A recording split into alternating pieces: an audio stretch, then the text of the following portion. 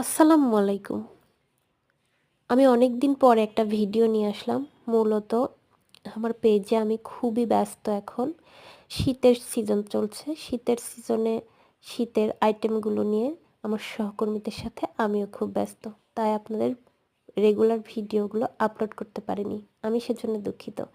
আমি এবার নিয়ে এসেছি বেবি হ্যাট। আমার পেজে মূলত এটার অনেক চাহিদা। তাই আমি বেবি হ্যাটগুলো আপনাদের সাথেও শেয়ার করতে নিয়ে এলাম।